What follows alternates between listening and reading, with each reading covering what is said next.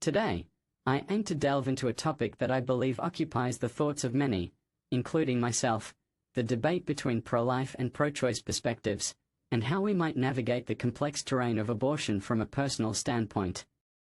In contemplating the complexities of abortion, I've come to the conclusion that while I fundamentally oppose abortion, there are undeniable exceptions that resonate with broader societal agreement, namely, cases of rape and incest.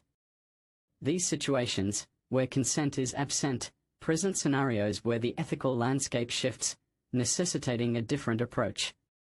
From a pro-choice perspective, the argument often circles back to the concept of my body, my choice.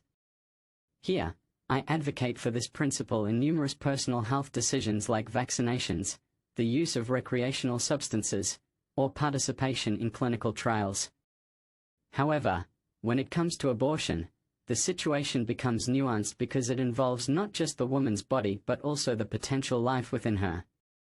Pro-choice advocates argue that ensuring a woman's right to choose supports overall women's health and autonomy, potentially reducing unsafe abortions and thereby saving lives. This perspective emphasizes the autonomy of women over their bodies, suggesting that having control over reproductive choices can lead to better life planning and, in turn, might prevent unwanted pregnancies that could otherwise lead to more abortions. On the other hand, the pro-life stance, which I generally align with, focuses on the rights of the unborn. The argument here is that life begins at conception, and thus, the fetus has rights that should be protected. This view often extends to the belief that every life, regardless of its circumstances of conception, is worth preserving. From this viewpoint, abortion is seen not just as a personal choice but as a moral issue involving the taking of a life.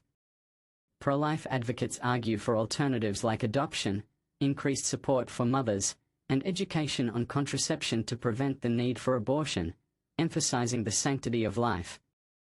My personal thoughts on my body, my choice extend to a broader discussion on parental responsibility. In the event of an unplanned pregnancy, the dynamics of choice and responsibility are not solely borne by the woman. Here's where I propose a middle ground. If a woman chooses to continue a pregnancy where the father's involvement is contentious, a DNA test should be mandatory to establish paternity. Once paternity is confirmed, the father should have an opportunity to declare his intentions regarding the child's upbringing. If he opts out, he should still contribute to the child's welfare but for a limited period, say 7 years, reflecting some responsibility while acknowledging the choice made by the mother to proceed with the pregnancy. Conversely, if paternity is falsely attributed, and proven otherwise, the financial obligation might be reduced to 3 years as a form of compensation for the initial claim, balancing fairness with the principle of personal responsibility. In conclusion, while I lean towards a pro-life position, I recognize the complexities involved when the autonomy of choice intersects with the rights and responsibilities of both parents. This nuanced view attempts to balance the sanctity of life with the realities of individual freedom and responsibility in the context of modern societal structures. I invite you to share your thoughts. Is this approach fair? Do you agree with my perspective on balancing choice and responsibility? Your input could shape a more comprehensive discussion on this deeply personal yet universally relevant topic. Let's engage in a dialogue that respects all viewpoints while seeking common ground.